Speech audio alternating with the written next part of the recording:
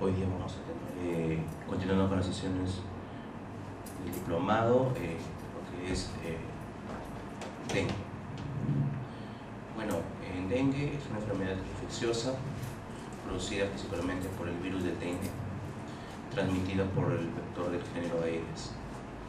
La OMS calcula que anualmente entre 50 y 100 millones son reportados por los casos en el mundo, y aproximadamente la mitad de la población mundial se encuentra en riesgo de contraer el dengue.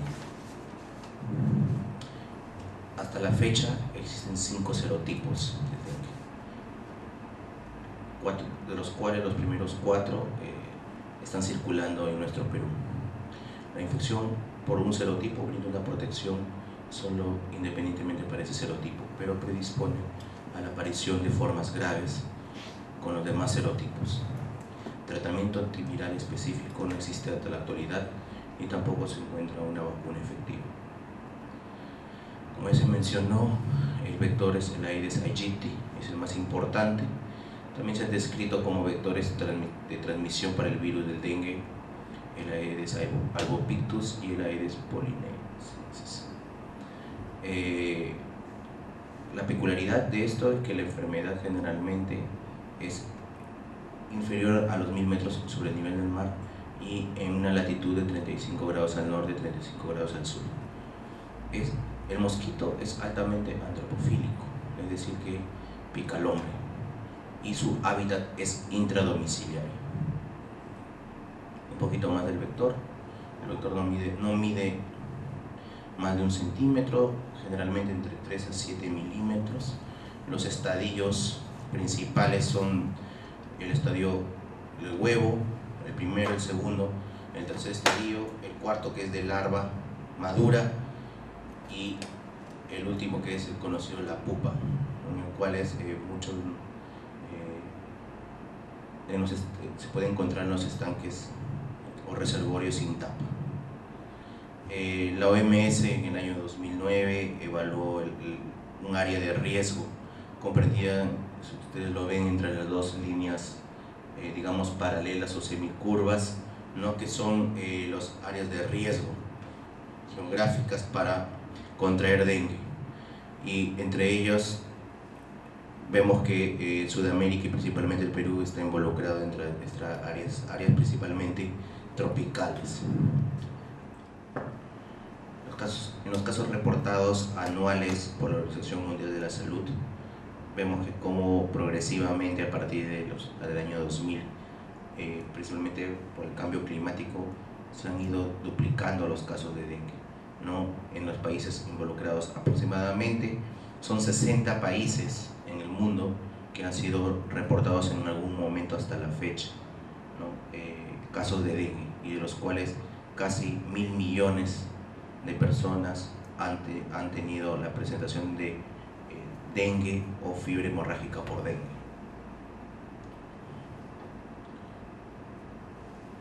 Observamos que como es la presentación en la década de 1970, ¿no? Que hasta la fecha, según este gráfico, vemos que hasta el 2007 ya ha pasado los 1000 millones de personas que han tenido la enfermedad.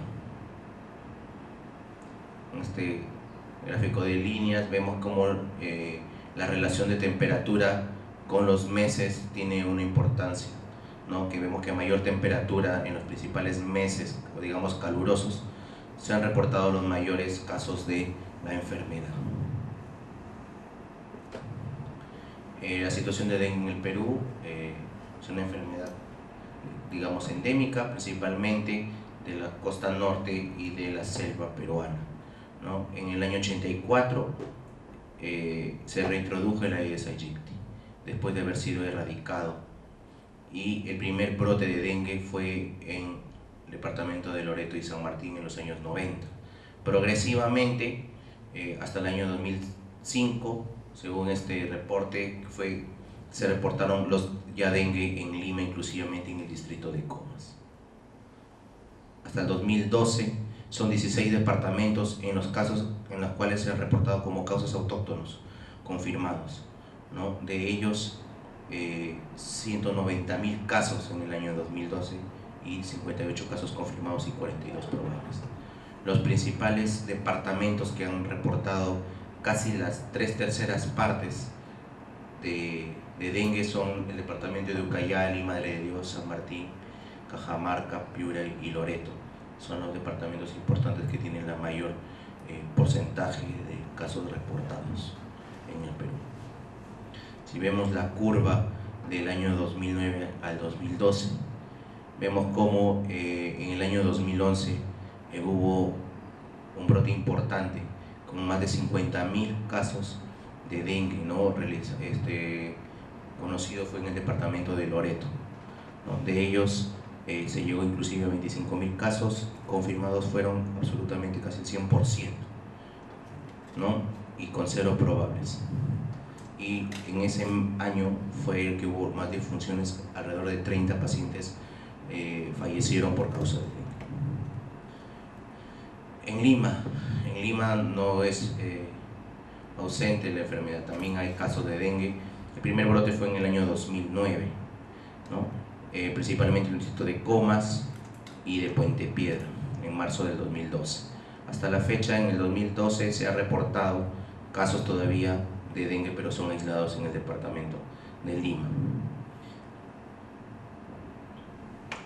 Los serotipos, si vemos la circulación de serotipos, en el año 2009 los 3 principales serotipos circularon, que era el 1, el 3 y el 4, y ya para el 2011 hasta la fecha tenemos los 4 serotipos que circulan en el Perú, siendo el más complejo, el que tiene mayor tasa de mortalidad, es el serotipo 2. Reportes del Instituto Nacional de Salud, también desde el año 2009-2012 vemos que también el número de casos con los serotipos, ¿no? Principalmente a partir del año medio del 2011, comienzos a finales de 2010, 2011 y 12 ya entró a circulación el serotipo 2 en el Perú.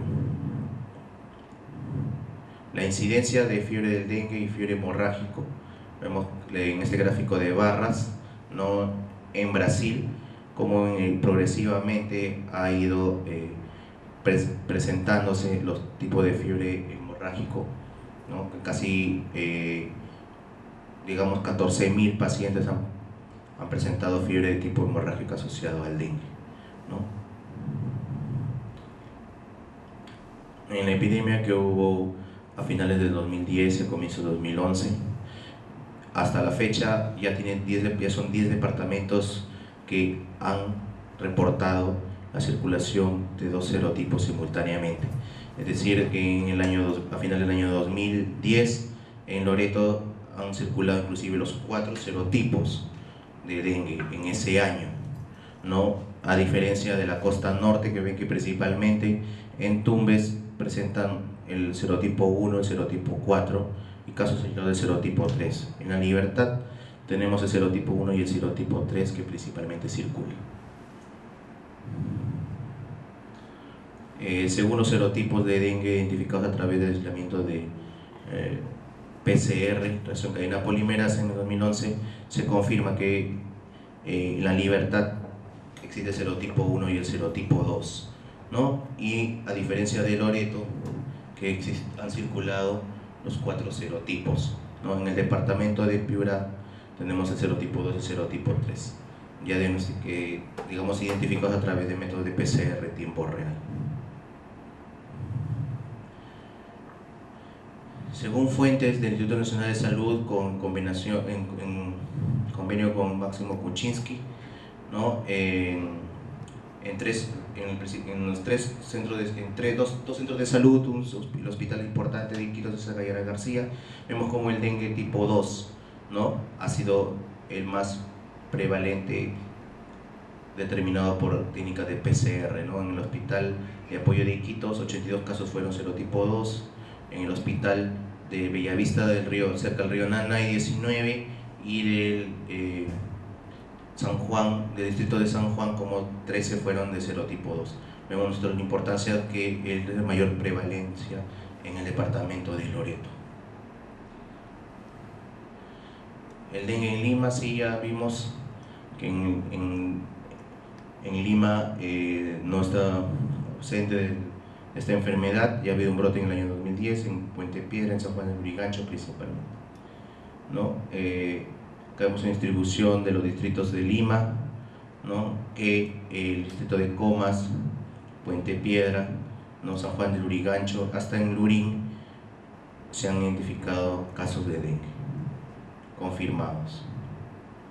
Esto es un gráfico que no es más que reportar que a partir del año 2005 se han reportado, según la Semana Epidemiológica de la Dirección General de Epidemiología, los casos confirmados de dengue. Bueno, pasamos a los aspectos fisiopatológicos.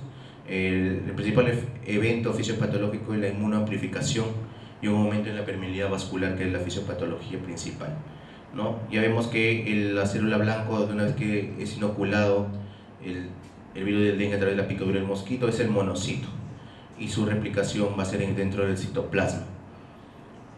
Este monocito va a producir a través de toda la cascada la presencia de anticuerpos neutralizantes para el serotipo que lo produjo, es decir, para el serotipo, independientemente que no produce una reacción cruzada. Sin embargo, una segunda infección por un serotipo diferente, el virus puede exponer estos anticuerpos. Y esto se llama una inmunoamplificación. Esta inmunoamplificación es una respuesta exagerada, ¿no? Una viremia elevada con una invasión a gran cantidad de células por el nuevo serotipo. Vemos acá en el gráfico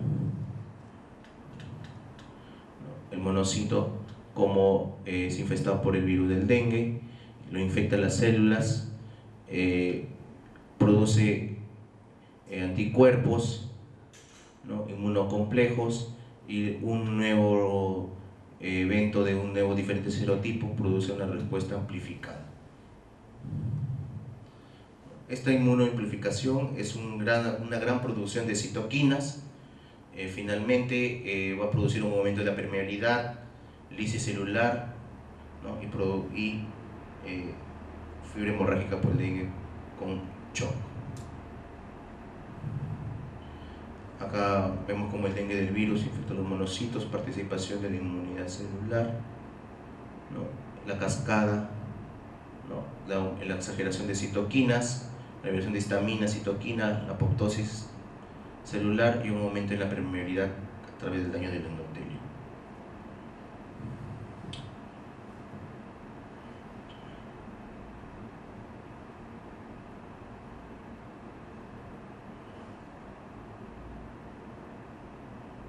En resumidas cuentas, la patogénesis del dengue, ¿no? Ya basándose en un aumento de los títulos del anticuerpo del virus, ¿no?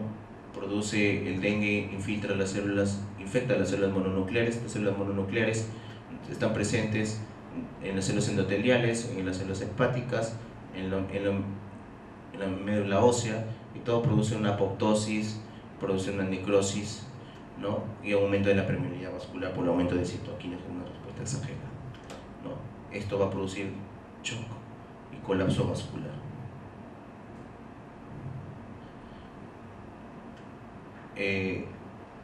Hay factores de riesgo para el dengue hemorrágico, ¿sí? La edad, los extremos de la vida, el sexo, la raza, el estatus nutricional, una infección secundaria, ¿no? Y la respuesta del huésped del estado inmune del paciente, ¿no? Estos son los factores individuales. También tenemos factores epidemiológicos, es el número de grupos susceptibles, es decir, personas que no han tenido nunca la enfermedad, la alta densidad vectorial de acuerdo a la región, la circulación también del serotipo, también muy importante, y la hiperendemicidad. Y los factores virales es el serotipo. Ya sabemos que el dengue tipo 2 asiático-americano es el que tiene mayor tasa de mortalidad, ¿no? y la cepa virulenta. En el curso de la enfermedad, la manifestación del dengue es en forma sintomática. Alrededor del 90-93% de los pacientes son asintomáticos. El resto, el 5% restante, son sintomáticos. Pueden hacer una enfermedad febril no diferenciada o inespecífica, pueden hacer un dengue leve, un síndrome de dengue que antes se conocía un dengue clásico, después una fiebre, y el resto van a fiebre dengue hemorrágico. A partir del año 2009, la Organización Mundial de la Salud sacó una guía para una actualización de las guías de la clasificación y el manejo por dengue, y lo clasificó en dos grandes grupos: en dengue con y sin signos de alarma, que es el primer grupo, y el segundo grupo, que es dengue grave. ¿Qué lo diferencia? ¿Qué son los signos de alarma? Los signos de alarma, según esta nueva clasificación, son la presencia de dolor abdominal intenso, vómitos persistentes, la acumulación clínica de líquidos en el tercer espacio, como puede ser cavidad pleural, derrame pleural, ascitis, la presencia de sangrado de mucosas, letargia o irritabilidad, hepatomegalia, definido para esta clasificación como un hígado más de 2 centímetros bajo el reborde costal, y la presencia laboratorialmente de un aumento del hematocrito, una hemoconcentración con una caída rápida de las plaquetas. Entonces estos son los signos de alarma. Y la otra clasificación es dengue grave, que viene a ser ya escape o fuga de líquidos al tercer espacio con shock, la acumulación de líquidos con distrés, es decir, ya sintomatología clínica de la acumulación de líquidos, la hemorragia significativa, ¿no? Pues hemorragia digestiva alta, rectorragia, ¿no? Y daño importante del órgano con compromiso de elevación de transaminasas, compromiso del estado neurológico, alteración del sensorio y disfunción orgánica, que puede ser disfunción hepática, como ya lo vimos, ¿no? Disfunción cardíaca, ¿no? O disfunción renal. Pues estos son los dos principales grupos o clasificaciones que actualmente están en vigencia en dengue. Las fases de la enfermedad. Las fases de la enfermedad, hay 3 fases reconocidas. Tenemos los primeros 24-48 horas, los 2 primeros a 3 días, que es una fase febril, ¿no? Que caracteriza principalmente por el aumento de la temperatura, inclusive cerca de los 40 grados. Luego del segundo o tercer día viene una fase crítica, un periodo crítico, que casi siempre es con la caída de la fiebre. Entonces el paciente al tercer día ya no tiene fiebre, y entonces ahí comienza la fase crítica. La fase crítica es caracterizada por cambios en el laboratorio, es decir, la caída de la hemoglobina con el aumento del hematocrito, ¿no? Que hay una hemoconcentración con respecto al hemograma basal, ¿no? Ahí puede el paciente hacer inclusive hemorragia digestiva por la caída de las plaquetas, ¿no? La gingivorragia puede aumentar, puede verse ya manifestaciones clínicas de daño endotelial o de permeabilidad vascular, ¿no? Y luego a partir del sexto día, porque este periodo de fase crítica dura generalmente 48 horas o puede extenderse hasta 72 horas, posterior a ellos, a partir del sexto día, tienen una fase de convalecencia con la recuperación, ¿no? Del número de plaquetas, con la reabsorción de la sobrecarga de líquidos, ¿no? Y el paciente ya mejora. También, en cuanto al curso de la enfermedad del dengue, vemos que en la fase febril hay una importante viremia, ¿no? Una importante viremia de circulación. Luego la viremia cae, pero al mismo tiempo que cae la viremia también empiezan a aumentar los anticuerpos IgM y IgG, ¿no? Contra el dengue. Entonces, para hacer el diagnóstico de los primeros 3 días es con, si hay viremia, el diagnóstico de PCR o carga viral para el dengue. En la fase crítica podemos encontrar a nosotros con la presencia de proteínas no estructurales como NS1, y posterior al quinto o sexto día, si queremos hacer el diagnóstico del dengue, tenemos que dosar anticuerpos IgM principalmente para dengue. Entonces ya vemos que el 90% hasta el 95% de los pacientes generalmente son asintomáticos o dengue sin signos de alarma, que solo se manifiesta, la única manifestación es fiebre, pero el 6 al 4% presentan signos de alarma, y un 2% de ellos irán a dengue grave, ¿no? Ya pasando al periodo de convalecencia o de efervescencia de la enfermedad. Según las formas clínicas del Perú, vemos que en este gráfico de pastel, el dengue sin signos de alarma es la presentación más importante, ¿no? De un 81%. seguido por el dengue con señales de alarma, que presentaron un 18%, y solo un 0.5% hizo presentación de dengue grave.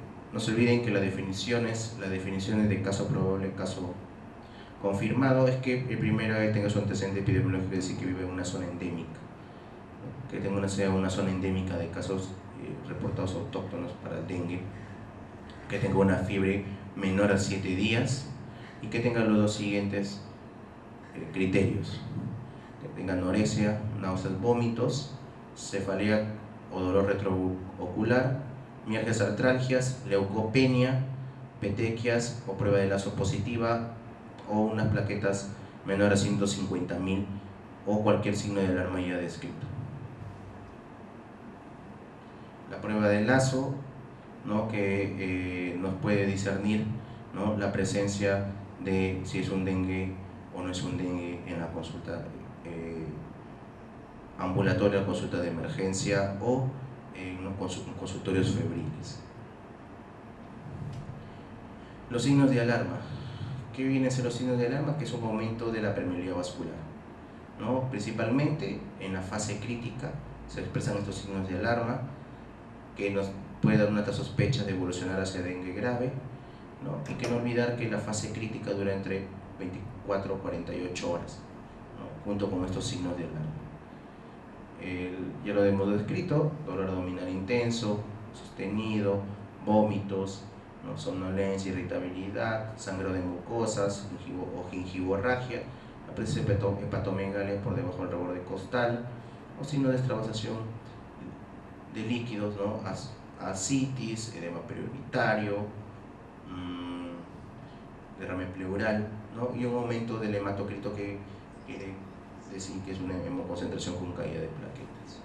El dengue grave, ya vimos los requisitos igualito.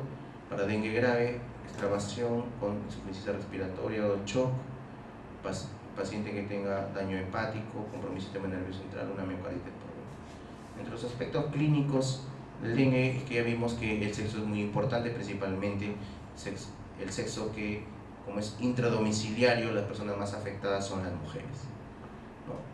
Como antecedente de infección por virus del dengue en pacientes hospitalizados son aquellos pacientes que no han tenido antecedentes previos a la enfermedad.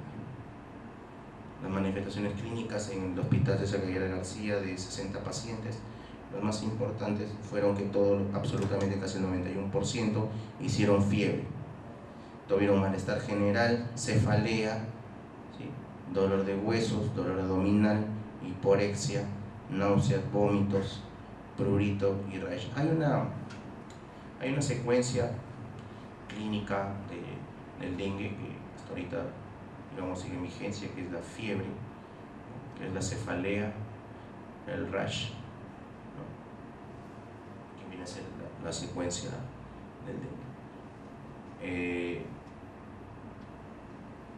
¿Cómo es estas manifestaciones clínicas?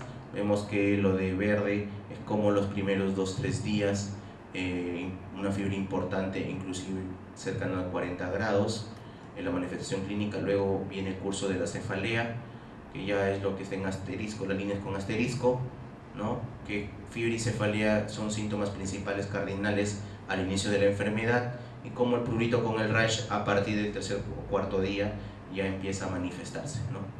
No se olviden que cerca un 20 o 30% de los pacientes tienen rash, ¿no?, las primeras 48 horas o 72 horas de la enfermedad. Los métodos de diagnóstico: vimos el aislamiento viral, las PCR en tiempo real, prueba rápida con la proteína no estructural 1, NC1, y los ácidos de anticuerpos ELISA, IgM, IgG, posteriormente al 5.º día de enfermedad. Hay pruebas rápidas, sí, pruebas rápidas de inmunocromatografía para diagnosticar rápido el dengue, que es aquel que dosa anticuerpos IgM, IgG de dengue. No olvidar el diagnóstico diferencial de dengue: sarampión, rubiola, malaria, influenza, leptospira, ¿no?, y riqueza. Me parece que son las más importantes entre las infecciones tropicales que no hay que olvidar, ¿no?, que hay que incluir. El manejo está protocolizado por la OMS, ¿no? Para la evaluación clínica, para un poco que nos oriente al diagnóstico, primero hay que hacernos las preguntas. La primera pregunta que tenemos que hacer no es si procede de una zona endémica de dengue o no. La segunda es, ¿tiene dengue? Es decir, si en qué fase está, si tiene sus signos de alarma y cuál es su estado hemodinámico. Si tiene dengue es fiebre, cefalea, malestar, rash, al examen clínico, con prurito, ¿no? ¿Y en qué fase está? Tal vez el paciente no puede llegar en la primera fase febril, puede llegar un paciente ya con signos de alarma, como dolor abdominal, náuseas y vómitos, que pueden ser unos confusores para esta enfermedad. Los signos de alarma ya descritos y cuál es su estado hemodinámico. Son las evaluaciones clínicas que tenemos que preguntarnos o cuando evaluamos a un paciente que ya le hemos diagnosticado un dengue probable.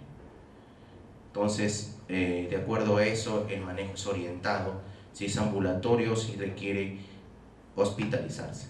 Pacientes con dengue sin signos de alarma, generalmente el manejo es ambulatorio, excepto que tengan los extremos de la vida, que tengan una comorbilidad social, una comorbilidad, importante que esté gestando, ¿no?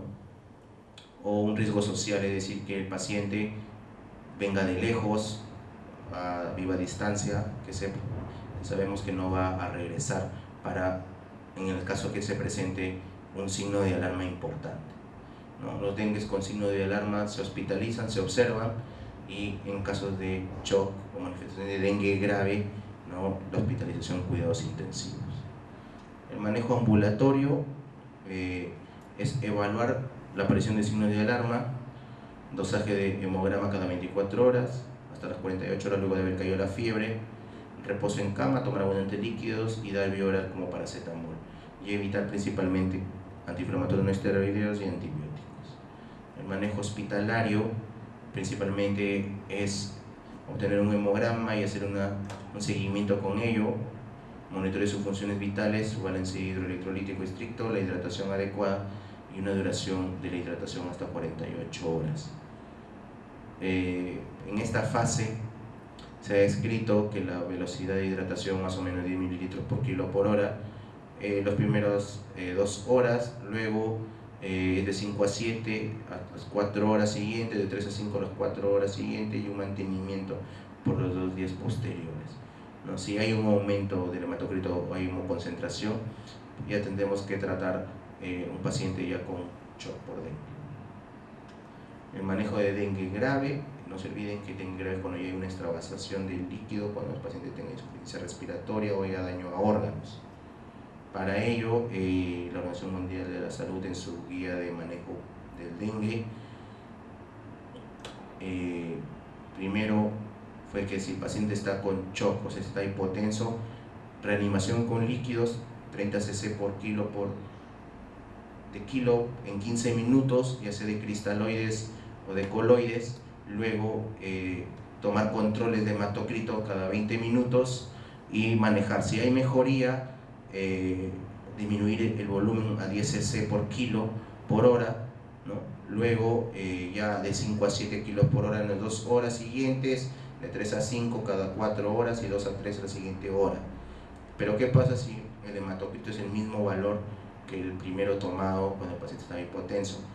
Hay que aumentar. ¿Cuál es el objetivo? Es que la disminución caiga de la disminución del hematocrito. Volvemos nosotros a pasar 20 cc por kilo por hora, ¿no? Todo este volumen más o menos en 1 hora, ¿no? Y esperamos que el paciente tenga mejoría. Si no, repetimos nuevamente la toma del dosaje del hematocrito control, ¿no?, en 20 minutos, y instauramos el mismo esquema protocolizado. En relación a transfusión, excepto que el paciente esté con hemorragia digestiva activa, ¿no?, el shock que no responda a soluciones isotónicos, está indicado la transfusión sanguínea.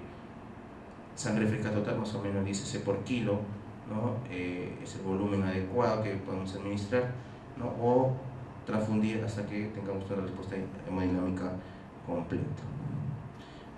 criterios de alta, que el paciente sea a partir del 7º día de enfermedad, ¿no? Que la presión esté estable en 48 horas, que no haya ausencia de sangrado activo, que esté febril, ¿no? Que tolere la vía oral, ¿no? Y que ya el incremento de plaquetas estén encima de 50.000, ¿no? Y o tendencia a su elevación, y que el paciente tenga una buena diuresis. Estas fotos son de pacientes que han tenido rash por dengue. Miren cómo es el rash, se describe las características del rash, islas blancas en un mar rojo, que son, creo que la descripción clínica, ¿no? Es islas blancas en medio del mar rojo, ¿no? Como son, digamos así, zonas hipocrómicas, ¿no? En rash eritematoso.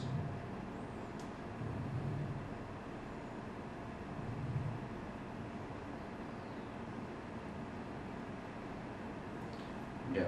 En cuanto a la organización de consultorios febriles en medio de una epidemia, he tratado de traerles que el flujograma de tensiones en pacientes cuando hay un brote de dengue, importante hacer un triaje, ¿no? Y este triaje, que todo paciente con fiebre vaya a un consultorio febril independientemente de que esté instaurado dentro de la emergencia. Ya sea que el consultorio febril tiene que ver cualquier tipo de fiebre, si el paciente viene por un dolor de garganta, tiene que ir al consultorio febril. Y este consultorio febril va a determinar si se hospitaliza o no. Si es relacionado a dengue, ya aplicaremos el dengue como sin signo de alarma, o si es un dengue grave, ¿no? De acuerdo a ello se hospitaliza, ¿no? Si es una hospitalización pronta, se va de alta. Si es un dengue con signo de alarma, pronta se va de alta, o si es un shock, se va a UCI. La mejor manera de prevenir el dengue es que impidamos la reproducción de los mosquitos, por eso tenemos que tener nuestros recipientes con agua tapados, ¿no? Y que sea de preferencia máximo de 2 días, ¿no? De almacenamiento. Evitar el uso de plantas con maceteros que nos permita acumular agua, ¿no? Las basuras, ¿no? El uso de acumulación de agua en cualquier interior, por ejemplo en neumáticos, en piscinas, ¿no? En reservorios, y que los desechos de los objetos, residuos sólidos, sean capaces de dar una fluidez, una eliminación pronta. Gracias.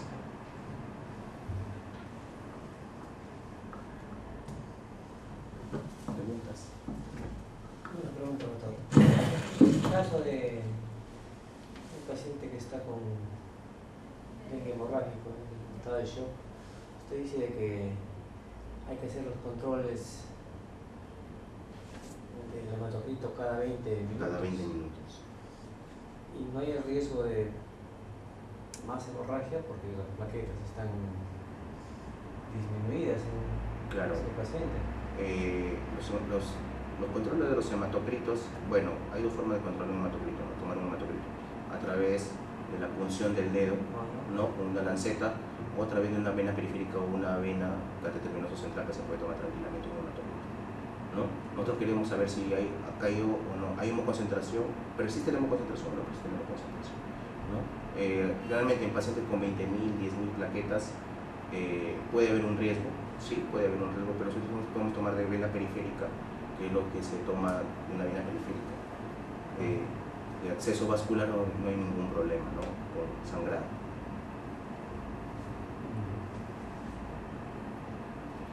Sí, el dengue es una enfermedad, si uno no lo toma con la seriedad posible, el paciente puede fallecer, ¿no? Pacientes jóvenes, principalmente los jóvenes, ¿no? Los jóvenes son los que más se complican. Los pacientes de 25 años son aquellos que hacen inclusive dengue grave, ¿no?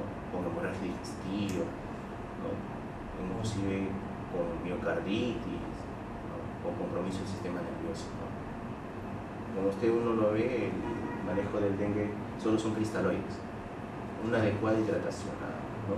Y antipirético, ¿no?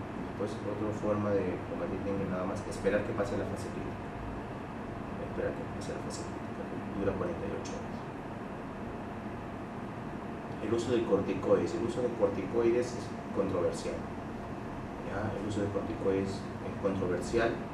Unos están diciendo cuando es menos de, hay una tendencia cuando es menos de 5.000, otro cuando es menos de 10.000, ¿no? Plaquetas utilizan corticoides, pero es controversial, no ha presentado un cambio en la mortalidad de los pacientes con dengue grave, ¿no?